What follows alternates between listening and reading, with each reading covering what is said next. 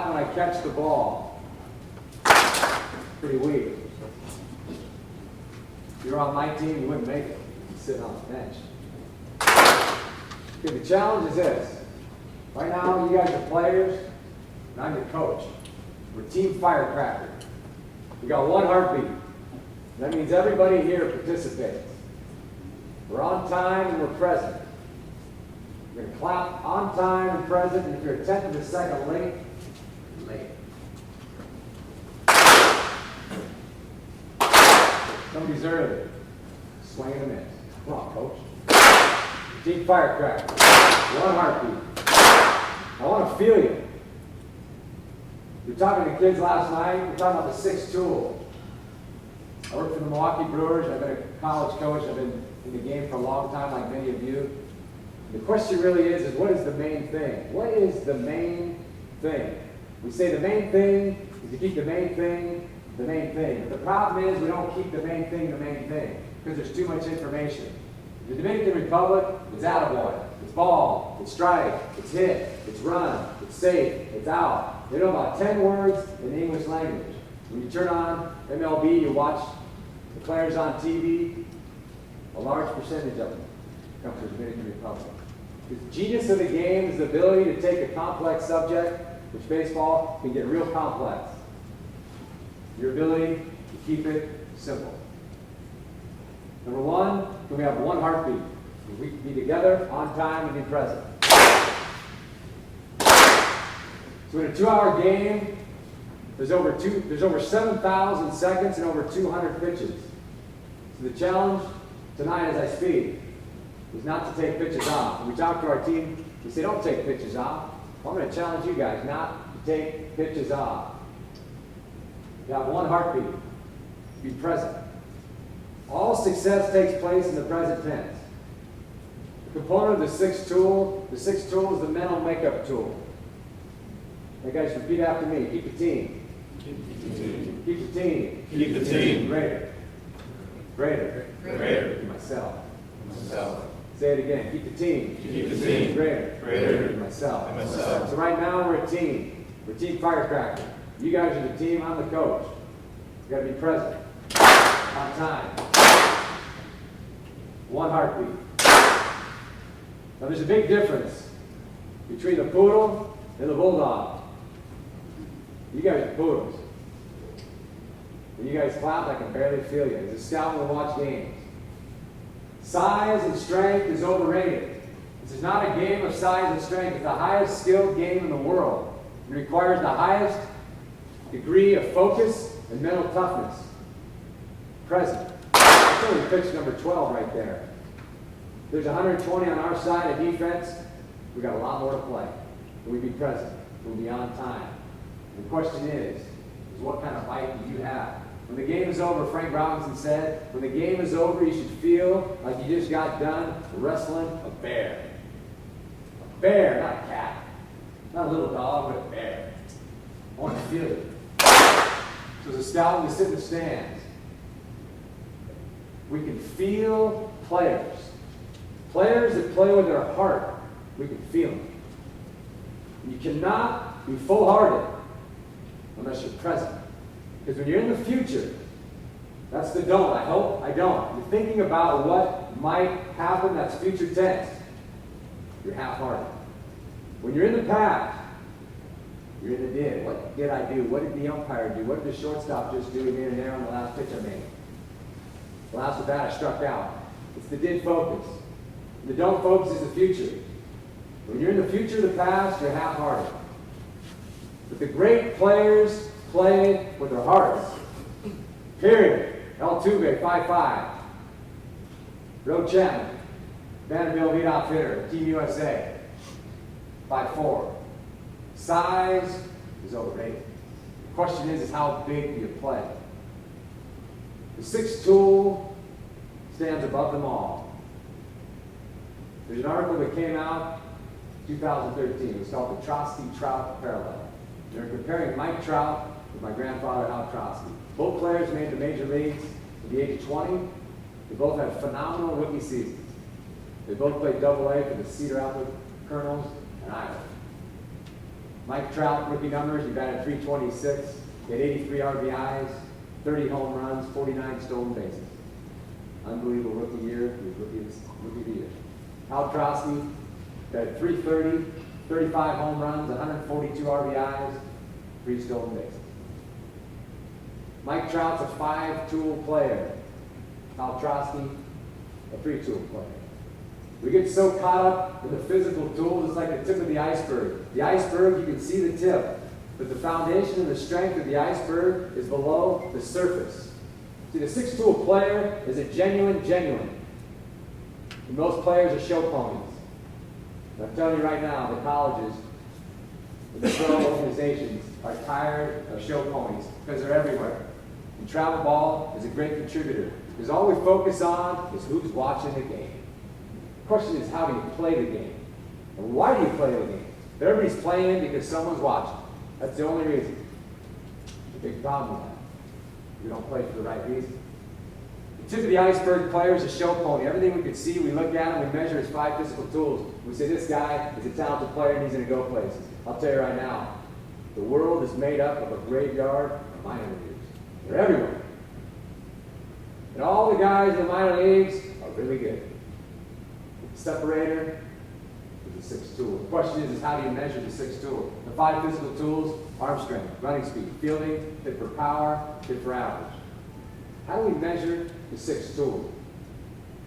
My grandpa's first game, he was facing Lefty Gomez, Hall of Famer, Yankee Stadium, 1934. He's 20 years old.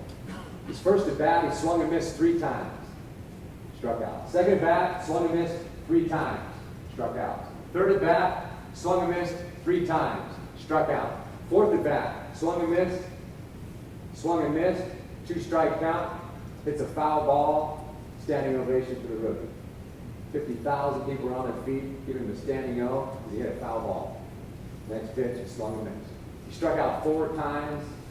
His manager was Walter Big Train Johnson, Hall of Famer. He was sitting in the clubhouse. My grandfather, his elbows on his knees, his head was down. He walked over to him. He says, Al, you're going to be my first baseman for a long time. Don't you worry. And he walked out. My grandfather went on to have the greatest rookie season in the history of the game. How do you respond to adversity? When things go wrong, because we're playing a game that makes you feel bad. There's a 3rd story in an office building in downtown Brooklyn, New York. And there was 3 men that stood in the room. There was Branch Rickey, the owner and general manager of the Brooklyn Dodgers. There was Cy Slotnicka, the head scout for the Dodgers. And there was Jackie Robinson. And Branch Rickey looked over to Cy and he said, Cy, we got the right guy. And Cy said, well, Branch, he can hit, he can run, he can field, he can throw. Branch shook his head. He says, "Can you take it? Can you take it?" And that's the question. Can you take it? The 6'2" player can take it, but he understands that it's much more than what's the tip of the iceberg that you can see. Muhammad Ali, one of the all-time greats, the most confident, probably human being to walk the earth. He says, I was the greatest before I knew I was the greatest. He said, not only was I the greatest, I was the double greatest. You ever tell yourself that when you look in the mirror? No?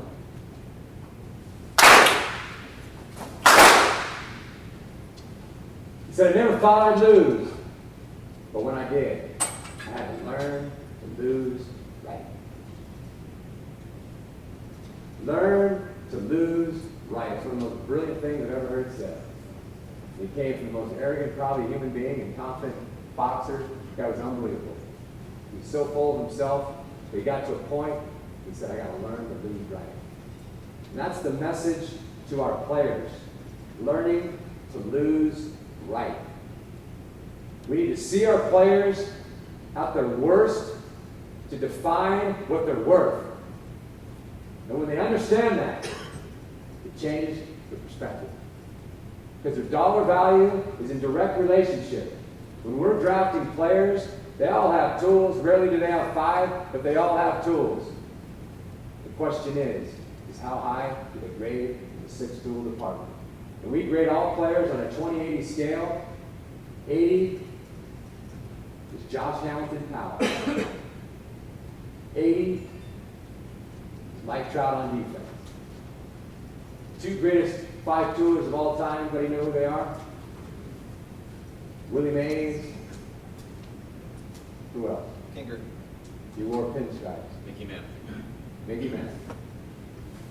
Griffey was a 5-tooler, wasn't he? Old Griffey. Starting to lose right. But players need to understand that's what they're worth. 6 tools. We get so caught up in the 5 tools. The players are going to be stuck in the graveyard. The players do not accomplish what they set out to accomplish. How do we motivate them? One, we need to talk to them about the message. Number 2, when they understand the greatest winners in the game are the greatest losers, when you give them stories to tell, and you tell them about the big leaguers, the guys that they idolize, it changes their lives. I'll give you an example. Because the greatest winners are the greatest losers. When they realize that losing is one of the main ingredients to being great, you look at all the greatest, they all lose the most. Ricky Henderson, stolen base record, caught stealing record. He's the worst base stealer in the history of the game. Did you know that? Look at his numbers. He's also the greatest. Cy Young is the most wins, but he has the most losses in the history of the game. He's not only the worst pitcher, he's also the greatest. The most powerful season ever was Babe Ruth. He had the home run record. He also had the strikeout record. The most dominant pitcher to ever pitch on the mound, Nolan Ryan. The highest number of strikeouts, the highest number of walks, the highest number of wild pitches. The greatest manager in the history of the game is Connie Mack. He won the most games in the history of the game, and he lost the most in the history of the game. So when they understand that losing is a component to be great, when they lose, they stay big. They play like a bulldog. They continue to fight. Keep the team ready for themselves. It's a beautiful place to be. It makes your job a lot of fun. The players are out there playing for the right reasons and understand the value of base and how to respond when things go wrong. We need 3 other definers to help you guys along the journey when you're working with your players. But the problem is it's very hard to measure the 6th tool. And these are measuring factors right here. 5 physical tools we can all measure with tape measures, radar guns, stopwatches. Easy to measure. Number 1, how do you respond when things go wrong? It's called self-control. Number 2, how do you respond when you don't feel like doing something? What do you do when you don't feel like doing something? Self-motivation. When no one's looking, what do? Self-discipline. And how do you compete? Regardless of how you feel, regardless of the situation and circumstance. Self-confidence. When we define losing, I want you guys to understand that losing is not the score, and losing is not because I went 0 for 3, and losing is not because I lost on the mound. Losing is any time you don't get what you want. So if your player wants to play shortstop, and he has to sit the bench for the first 3 innings, the question is how does he respond? Because I'm measuring his value and how he responds when he doesn't get his way. Anytime expectations aren't met, when things go wrong, when you don't get what you want, that's losing. And that's how we measure the dog. When players really understand how we measure their success, it changes their perspective. It changes the way they play the game. It changes the type of teammates they are. It makes baseball a fun journey, a fun ride. I want to encourage you guys go on your journey. Have a great tournament. Continue to teach the 6th tool. Impress upon your players. The 6th tool is the greatest out there. Thank you guys.